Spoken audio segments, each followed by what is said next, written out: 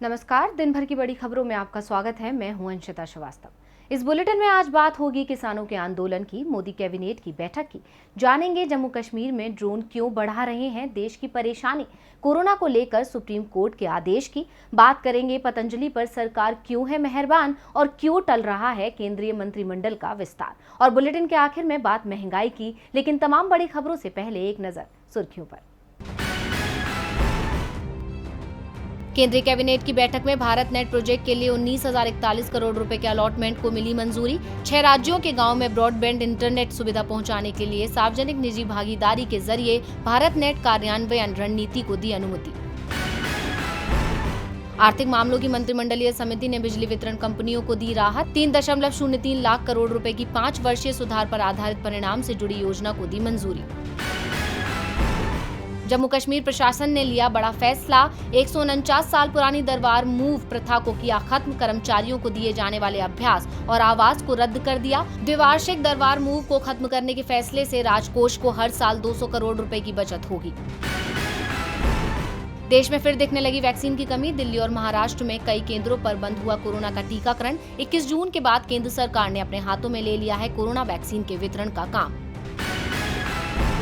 Share बाजार में दर्ज की गई गिरावट। 67 पॉइंट की गिरावट के साथ 52,482.71 पर पहुंचा सेंसेक्स। 27 अंकों की गिरावट के साथ 15,721.50 पर पहुंचा निफ्टी। सुर्खियों के बाद बात आज की सबसे बड़ी खबर की। दिल्ली यूपी के गाजीपुर बॉर्डर पर आज अचानक हंगामा मच गया। किसान और बीजेपी कार्यकर्ता आमने सामने आ गए। पुलिस को भी मामले में एंट्री लेनी पड़ी और बड़ी मुश्किल से बीजेपी नेताओं को पुलिस बॉर्डर से निकाल पाई। इस बीच किसान नेता राकेश टिकैत ने बीजेपी पर बड़ा आरोप लगाया है। तो क्या है मामला जिस कारण किसान और बीजेपी नेताओं के बीच शुरू हुई लड़ाई? देखिए ये रिपोर्ट। पिछले 7 महीनों से किसानों का आंदोलन जारी है। किसानों का आंदोलन अब तक पूरी तरह से शांतिपूर्ण रहा, लेकिन आज अचानक दिल्ली के गाजीपुर बॉर्डर पर किसानों और भारतीय जनता पार्टी के नेताओं के बीच हंगामा हो गया। बताया जा रहा है कि बीजेपी के कार्यकर्ता गाजीपुर बॉर्डर पर बीजेपी से जुड़े एक नेता का स्वागत करने के लिए पहुंचे थे, लेकिन यहां एकाएक हंगामा शुरू हो गया। बीजेपी समर्थकों का आरोप है कि किसानों ने हंगामा और पथराव शुरू कर दिया। हालात इतने खराब होते गए कि बीजेपी नेता की गाड़ी को वहां से निकलने में पुलिस को मशक्कत करनी पड़ी।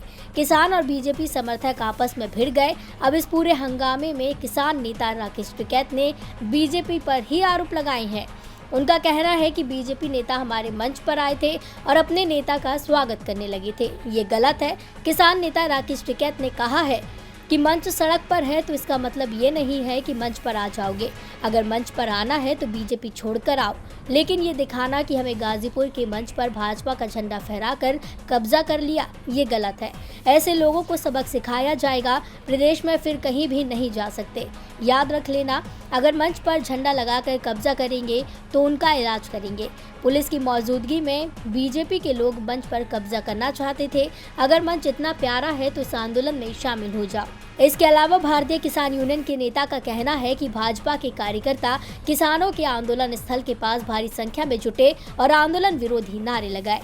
जब किसानों ने मना किया तो लड़ने पर उतारू हो गए। इसे लेकर भारतीय किसान यूनियन ने कहा है कि भाजपा अब आंदोलन को ताकत से जोड़ना चाहती है, जिसका उदाहरण आज की गाजीपुर बॉर्डर पर भाजपा कार्यकर्ताओं द्वारा की गई कार्रवाई है। सभी किसानों से अनुरोध है कि इनके बहकावे में न आए और अपने आंदोलन को बचाए रखें। अब इस मामले ने भाजपा और सरकार पर कई सवाल खड़े कर दिए हैं। क्या सरकार इस तरह से किसानों को डराने का प्रयास कर रही है? और इससे बड़ा सवाल, क्या डर जाएंगे किसान? किसान पहले ही केंद्र सरकार और बीजेपी से नाराज हैं, क्योंकि बीजेपी के नेतृत्व वाली केंद्र की मोदी सरकार उनकी सुन नहीं रही है। किसान आंदोलन के बीच आज पीएम मोदी ने अपने मंत्री परिषद की बैठक बुलाई। इस बैठक में कई मुद्दों पर चर्चा हुई, लेकिन किसान की मांग पर बात नहीं हुई। तो किस किस मुद्दे पर हुई बैठक में चर्चा, देखिए ये रिपोर्ट। देश में इस वक्त एक साथ बहुत सी मुश्किलें आ गई हैं, जिसे लेकर विपक्ष भी मोदी सरकार की घेराबंदी में जुट गया है। इन मुश्किलों से निकलने के लिए सरकार ने जो भी उपाय किए, उन्हें सफलता नहीं मिल पाई, बल्कि मुश्किलें और बढ़ती चली गईं। मौके की नज़ाकत को देखते हुए प्रधानमंत्री नरेंद्र मोदी ने आज केंद्रीय मंत्रिपरिषद की बैठक बुलाई। प्रधानमंत्री की अध्यक्षता में हुई इस बैठक में कोरोना से बिगड़ते हालात और देश में डेल्टा प्लस वेरिएंट की दस्तक पर चर्चा हुई। साथ ही कुछ मंत्रालयों के कामकाज की समीक्षा की गई। इसके अलावा इस बैठक में जम्मू कश्मीर में पिछले 4 दिनों से दिखाई दे रहे ड्रोन पर भी बात हुई। हालांकि इस विषय पर कल केंद्रीय मंत्री राजनाथ सिंह, गृह मंत्री अमित शाह और एनएसए अजीत डोभाल के साथ भी चर्चा की गई थी। इसके अलावा मॉडर्ना वैक्सीन पर भी बात हुई। टीकों में हो रही कमी पर सरकार ने चिंता व्यक्त की है और टीकाकरण प्रक्रिया को और तेज करने को भी कहा गया है। बैठक में सड़क एवं परिवहन मंत्रालय, नागर विमानन मंत्रालय और दूरसंचार मंत्रालय के कामकाज की समीक्षा की गई। बता दें कि इससे करीब एक हफ्ते पहले प्रधानमंत्री ने मंत्रियों और राज्य मंत्रियों के विभिन्न समूहों के साथ बैठकें की थी और उनके मंत्रालयों के प्रदर्शन की समीक्षा की थी। ये बैठकें प्रधानमंत्री मोदी के आधिकारिक आवास पर हुई थी और ज्यादातर बैठकों में भाजपा अध्यक्ष जेपी नड्डा मौजूद रहे थे। मंत्रिपरिषद की बैठकों का ऐसे समय में होना विशेष महत्व रखता है जब राजनीतिक गलियारों में मंत्रिमंडल विस्तार और फेरबदल की अटकलें चल रही हों। देश के सामने हालात बेहद मुश्किल बने हुए हैं। महामारी की परेशानी तो पहले से ही बनी हुई थी और अब जम्मू कश्मीर में ड्रोन के रूप में एक नई परेशानी सामने आ गई है। ये ड्रोन देश के लिए जी का जंजाल बनते दिख रहे हैं। जम्मू कश्मीर में कई स्थानों पर ड्रोन उड़ाने पर प्रतिबंध लगा दिया गया है, लेकिन फिर भी ड्रोन प्रतिबंधित क्षेत्र के आसमान में मंडराते दिख रहे हैं। तो क्यों ड्रोन बन गए हैं देश के लिए चुनौती? देखिए ये रिपोर्ट। जम्मू के सीमाई इलाकों में 4 दिन से ड्रोन मंडरा रहे हैं। ये ड्रोन कहां से आ रहे हैं अभी तक कुछ पता नहीं चल पाया है। सुरक्षा एजेंसियां लगातार इन पर नजर रखने का दावा कर रही हैं, लेकिन ड्रोन को लेकर अभी तक कोई बड़ा खुलासा नहीं हो पाया है। आसमान में अचानक प्रकट होने वाले ये ड्रोन सुरक्षा एजेंसियों के एक्शन में आने से पहले ही गायब हो जाते हैं। आज एक बार फिर जम्मू के कालूचक में गोस्वामी एन्क्लेव के समीप सैन्य प्रतिष्ठान के ऊपर सुबह 4:40 और 4:52 पर करीब 600 मीटर की ऊंचाई पर ड्रोन मंडराते देखे गए। हालांकि ये पूरा एरिया हाई अलर्ट पर है, लेकिन लगातार ड्रोन देखे जाने की घटना के बाद अब तलाशी अभियान तेज कर दिया गया है। सुबह जिस समय जवानों ने ड्रोन को मंडराते हुए देखा तो उन्होंने उसे निशाना बनाने की कोशिश भी की। बीएसएफ के एक अधिकारी ने ड्रोन देखे जाने की पुष्टि भी की है। लगातार ड्रोन देखे जाने की घटना के बाद से सुरक्षा एजेंसियों ने साफ निर्देश दिए हैं कि आसमान में कोई भी संदिग्ध वस्तु दिखे तो उसे निशाना बनाया जाए, विशेषकर जो किसी सैन्य प्रतिष्ठान के आसपास उड़ रही हो। आईजीपी कश्मीर विजय कुमार ने ड्रोन के चलते पैदा हुए हालात पर चिनार कोर मुख्यालय में हुई बैठक में बताया कि ये हमारे लिए बड़ी चुनौती है। इसका जवाब अत्याधुनिक प्रौद्योगिकी के सहारे ही दिया जा सकता है और यही बैठक में सभी की राय थी। जम्मू कश्मीर को लेकर जो चुनौती सामने आई है उससे निपटने की कोशिशें शुरू हो गई हैं। सरकार की ओर से दावा किया जा रहा है जल्द ही इससे निपटने का उपाय ढूंढ लिया जाएगा, लेकिन संक्रमण को लेकर सरकार अभी तक अपनी तैयारी पूरी नहीं कर पाई है। देश में वैक्सीन की कमी फिर से शुरू हो गई है। कोरोना के चलते जिन लोगों की जान चली गई थी उन्हें मदद देने को भी सरकार तैयार नहीं हो रही थी, लेकिन अब इसे लेकर सुप्रीम कोर्ट ने बड़ा आदेश दिया है, जिसे लेकर कांग्रेस नेता राहुल गांधी ने भी सरकार पर तंज कसा है। तो क्या है कोर्ट का आदेश और क्या कहा राहुल गांधी ने? देखिए ये रिपोर्ट। कोरोना संक्रमण ने इस बार देश का जबरदस्त नुकसान किया, जान का भी और आर्थिक तौर पर भी। काम धंधे बंद हो गए और कोरोना से जान गंवाने वालों की संख्या सरकारी रिकॉर्ड में ही 4 लाख के करीब पहुंच गई है। सुप्रीम कोर्ट में इसे लेकर एक याचिका दायर की गई थी, जिसमें कहा गया था कि सरकार उन लोगों के परिजनों को 4 लाख रुपए मुआवजे के तौर पर दे जिनकी जान कोरोना महामारी के चलते चली गई है, लेकिन सरकार ने मुआवजा देने से मना कर दिया। सरकार ने दलील दी कि उसके पास पैसा नहीं है, लेकिन आज कोर्ट ने सरकार को नियम कानून का पाठ पढ़ाते हुए कहा कि मुआवजा तो देना ही होगा। अब सरकार खुद तय कर ले कि कितना मुआवजा देना है। इसके लिए 6 दिनों में दिशा निर्देश तैयार कर ले। सुप्रीम कोर्ट का फैसला आने के बाद से विपक्ष की तीखी प्रतिक्रिया देखने को मिल रही है। कांग्रेस सांसद राहुल गांधी ने ट्वीट करते हुए सरकार को घेरा और अपनी गलती सुधारने की बात कही। राहुल गांधी ने ट्वीट किया है, सुप्रीम कोर्ट ने मोदी सरकार को गलती सुधारने का मौका दिया है। कम से कम अब सरकार को मुआवजे की सही राशि तय करके पीड़ितों को राहत देनी चाहिए। ये सही दिशा में एक महत्वपूर्ण कदम है। राहुल गांधी का साफ तौर पर कहना है कि महामारी के दौर में सरकार ने लगातार गलतियां की हैं। सरकार की गलत रणनीति के चलते लोगों की जानें चली गई हैं। जिन लोगों की जान गई है उनके परिवार मुआवजे के हकदार हैं। उन्हें मुआवजा सरकार दे और अपनी गलती सुधारे। देश भले ही मुश्किल में हो, सरकार को ज्यादा चिंता नहीं होती। सरकार कोर्ट में दावा करती है कि लोगों को पूरी मदद पहुंचाने के लिए उसके पास बजट नहीं है, लेकिन जब बात अपने करीबियों की हो तो सरकार की नीति और नियम बदलते देर नहीं लगती है। अब तक आयुर्वेद और योग का व्यापार करने वाले रामदेव की कंपनी को सरकार ने ऐसा काम सौंपा है जिसका उनके पास कोई अनुभव ही नहीं है। इसे लेकर कई सवाल खड़े हो गए हैं। तो क्या काम सरकार ने दिया है रामदेव को, देखिए ये रिपोर्ट। किसान चैनल से लेकर सॉइल हेल्थ कार्ड जैसी योजनाएं शुरू की, किसानों के खाते में 2000 रुपए डालने की शुरुआत की, उनकी ऋण माफी और MSP बढ़ाने के दावे किए, लेकिन इन सब के बावजूद किसानों की हालत में कोई सुधार नहीं आया है। जबकि इन्हीं 7 सालों में सरकार के उद्योगपति दोस्तों की कंपनियों का मुनाफा खूब बढ़ा है। योग सिखाने से लेकर आयुर्वेद का व्यापार करने वाले रामदेव की पतंजलि कंपनी का कारोबार भी इन 7 सालों में खूब बढ़ा। हाल ही में कोरोना की दवाई निकालने का दावा भी रामदेव ने किया था। अब एक नया खुलासा हुआ है, जिसके मुताबिक स्मार्ट फार्मिंग के नाम पर केंद्र की मोदी सरकार ने पतंजलि को ऐसा करार किया है जिससे रामदेव की कंपनी को किसानों की जनसांख्यिकीय जानकारियां, उनकी जमीनों और उनके उगने वाली फसलों, जमीनों की गुणवत्ता आदि के अधिकार मिल गए हैं। अंग्रेजी अखबार नेशनल हेराल्ड की जानकारी के मुताबिक केंद्रीय कृषि मंत्रालय और Patanjali organic research institute private limited के बीच इस समझौते पर 1 जून 2021 को हस्ताक्षर हुए हैं। इसे किसानों के लिए एक बड़ा और बेहतर इकोसिस्टम बनाने की पहल के तौर पर बताया गया है। MOU पर अतिरिक्त कृषि सचिव विवेक अग्रवाल और पोरी के हेड श्रीनिवास माधभूषी के दस्तखत हैं। समझौता 23 मार्च 2023 तक वैध रहेगा और इसके तहत केंद्र सरकार और पतंजलि दोनों को किसानों की सारी सूचनाएं गोपनीय आधार पर साझा करने का अधिकार होगा। सरकार के प्रेस सूचना ब्यूरो ने 1 जून को इस समझौते के मकसद को रेखांकित करते हुए कहा था, किसानों के एकीकृत डेटाबेस से किसानों को दिए जाने वाले लाभ और सहायता उपलब्ध कराने में आसानी होगी और उन्हें केंद्र और राज्य सरकारों की विभिन्न योजनाओं का लाभ मिल सकेगा। इसके लिए किसानों की सारी सूचनाएं एक ही जगह जमा करना जरूरी है। को बता दें कि कृषि मंत्रालय अभी तक करीब 5 करोड़ किसानों का डेटा पहले ही तैयार कर चुका है। सरकार के पास PM किसान सॉइल हेल्थ कार्ड और PM फसल बीमा योजना के तहत पहले से किसानों का डेटा है।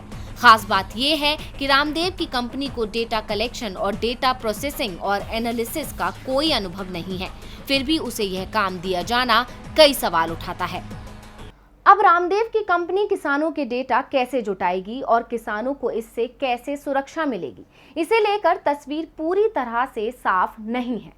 तस्वीर केंद्रीय मंत्रिमंडल के विस्तार को लेकर भी साफ नहीं हो पा रही है। बार बार मोदी मंत्रिमंडल विस्तार की खबरें आती हैं, तारीख भी सामने आ जाती है, लेकिन दिन निकलते जा रहे हैं और मंत्रिमंडल विस्तार टलता जा रहा है। और अब एक बार फिर मंत्रिमंडल विस्तार टलने की खबरें आना शुरू हो गई हैं। तो इस बार क्यों टला मोदी मंत्रिमंडल का विस्तार, देखिए ये रिपोर्ट। मोदी मंत्रिमंडल के विस्तार की खबर हर महीने आती है। दावे तो दिन और तारीख को लेकर भी होने लगते हैं।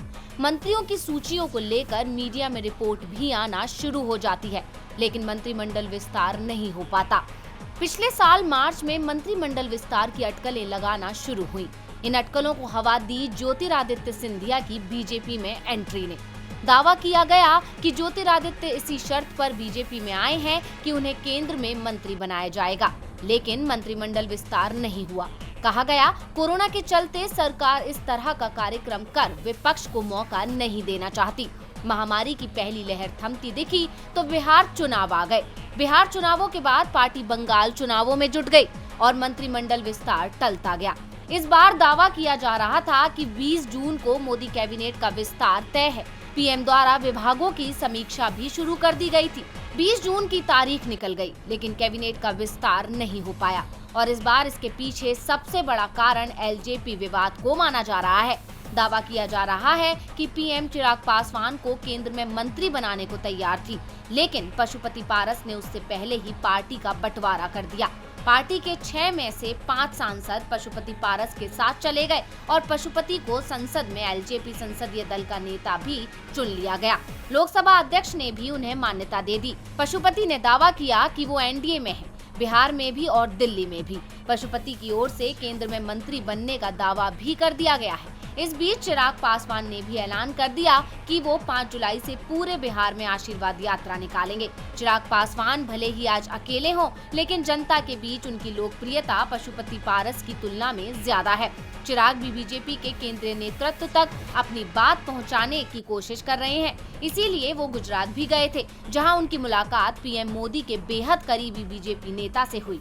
वैसे इस मुलाकात को लेकर किसी भी पक्ष से कोई बयान तो नहीं आया है, लेकिन चिराग के प्रति बीजेपी की सहानुभूति अभी भी दिख रही है। ऐसे में बीजेपी तय नहीं कर पा रही है कि वो किस गुट के साथ जाए। चिराग पासवान अभी भी अपने चाचा पशुपति के खिलाफ नहीं बोल रहे हैं। ऐसे में चिराग की आशीर्वाद यात्रा ही तय करेगी कि बीजेपी पशुपति पारस और चिराग में से किसके पक्ष में निर्णय करे।